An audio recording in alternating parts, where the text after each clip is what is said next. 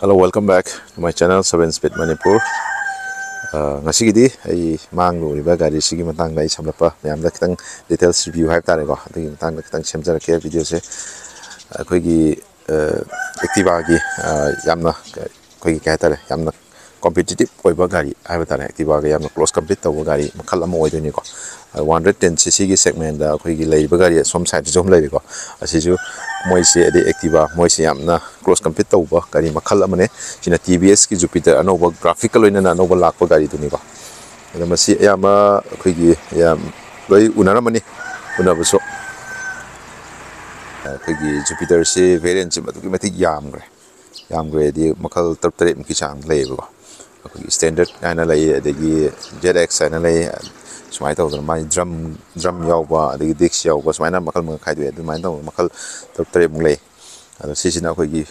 latest Jupiter classic ta Anouba graphical oina lakpa do makhal gi gari oideni ko disc brake ta top variant oideni ko ado si yengbiu habit ko ina sum yengan jar ki gari se hana yengi bi sinau sing ora gadi hana si maram da khangi bi sinau sing ora gadi video skip tawi bi dum yagani ko ado khangdriba nauna laiga do wa si hairi ba gari sinauna yengning ba laiga do ba lai gadi adum si gari se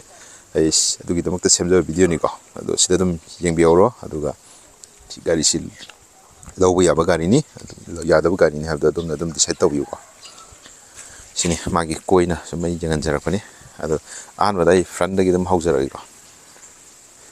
sini front da uri ba magi looks saibutare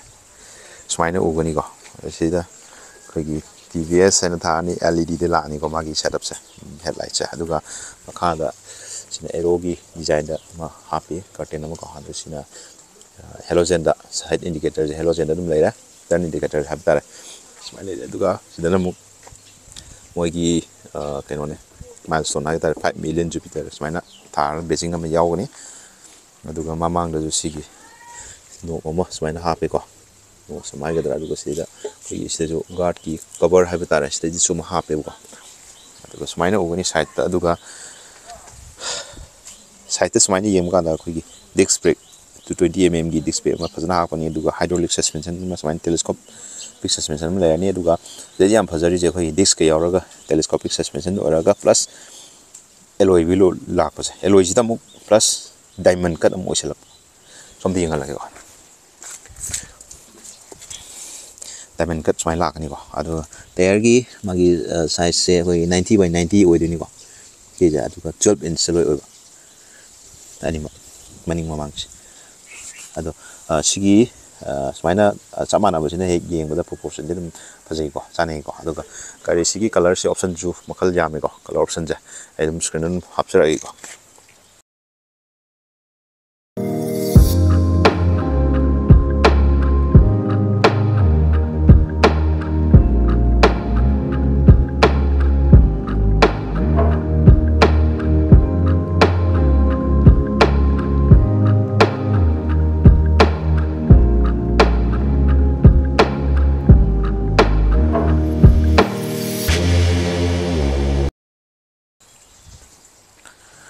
sini aduga gari gi magi color se khoi si de magi graphics se si mamanga si de yellow ga selaga khoi gi kitang gray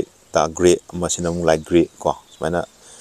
color combination jam chana ba hai tare aduga mu de da mu 3D da Jupiter aina adana thare ko Jupiter khoi black da ko yam phajai ko yengbuda aduga sida ju magi exhaust hi keno je mana leire design je sumaina ugani ko adu magi foot pad rubber na sumaina phajana hape adu sigi color sina mu tongale magi body is the yellow color se adu foot rest sudu marang kaina lei ko adu gas cylinder ma hapadi yamna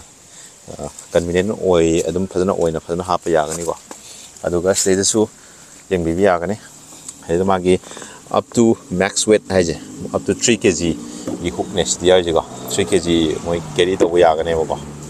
adu ga som da su amas yauri ko makada pu tang khada nemna koi floorboard ta thama pu ga su si dim yaure de so mo yauri air curtain mo type de design mo ko aduga sida ju hoi gi mobile gi kai tare cái charge tông nó là bao hai ta charge tàu đó USB charging port nó phi đi qua cái đó cái puhon si thamaga charge tawbu yare adagi any isingbu hapke harusu yare adagi any kayumba poche masa masu hapningba loi hapi yare habtare aduga ai speedometer da lakpa kanda ai happy harke asimida koi classic ena thare aduga sida magi kilometer pire sida fuel gi somda pijare aduga somdana eco ga power ga lebugo smaina eco power ga smaina lai ga ko adi eco da thor ga green ngan gane aduga power da thor ga red ngan gane ko anu fuel economy da thau ga har ga disi green da dum thau bi tare aduga sida turn indicator gi leire de ke no har leiri go adagi thau gi sida masu leire aduga sina light kini ko ai leire horon leire sina keno leire turn indicator gi adi kills engine kill switch yauri ko sida ko aduga sina start do tawgini na sigi su yam kanaba feature makala mani ko aduga sida kogi maning lom da lakpa kanda maning lak tringe da koi sit sigi magi furnace yam phajana marang kaina dum lei ko ai sit sigi makha gi jo ujar ke sumaina le sit ki jo si manung si marang kaina chaung na lei ko adu helmet ma ha pa ga dum pochai khara top sin ya ga ni ko adu 21 liter boot hai tare magi kenos am adagi sina kits de yaw jare ko sumaina le aduga sina kogi fuel gini ko maning lom da yeng ma sumaina ugani fuel gi da E20 ne thare ko E20 petrol zon ha pa thau yar have ni ko ade sina kogi keno ne sina maning gi three side turn indicator sina maning gi brake light mai lai de maning gi look sumaina ugani adum yamna phajai gari si ko aduga kogi magi gari sigi sound hai tare exhaust notes ai have tang start toroga I tanjar ke tamina si ko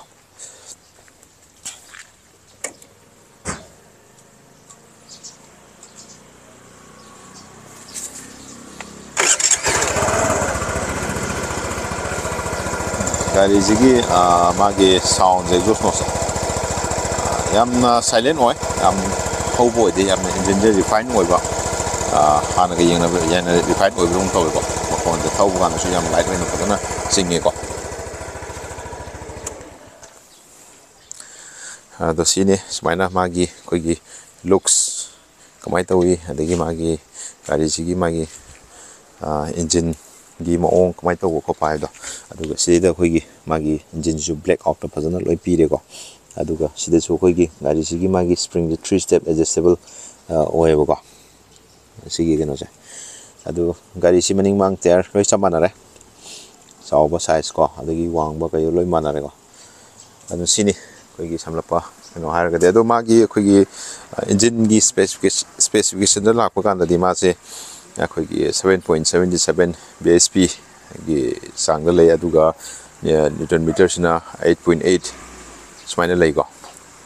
dum gari dum powerful oiba dum gari oidoni ko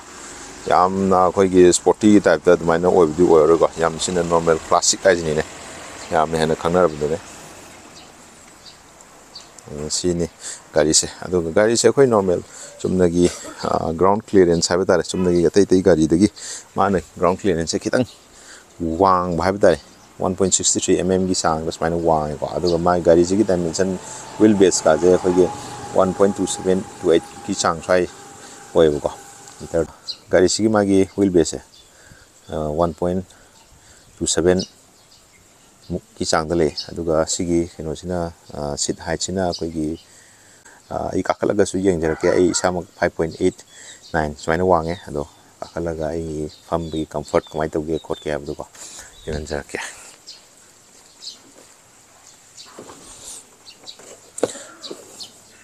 yung smaina le foot ki space edum smaina moment edum marang kaina lei ko adum si dum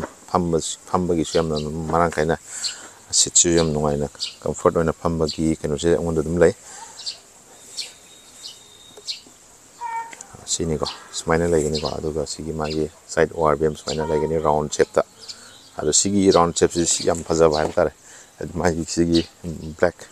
sije glossy oi ba ko glossy black ta ni ma kha pe ko am phaja be helale aduga mathaktam windshield ju smaina yaw bu jina mu gari sigi hena premium oi ba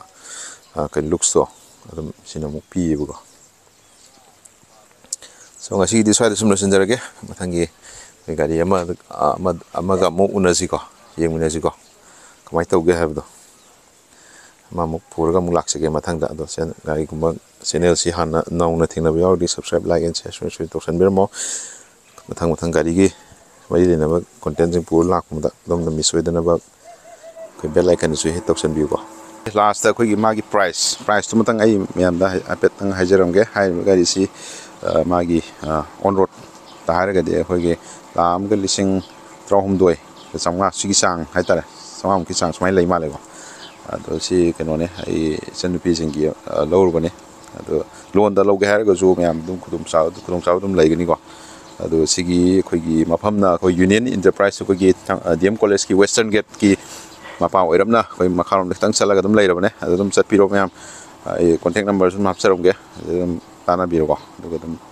ya gani hai tar sigi swai sum lo sen jare miam gai thomo tam de helmet ti so dun opiu ko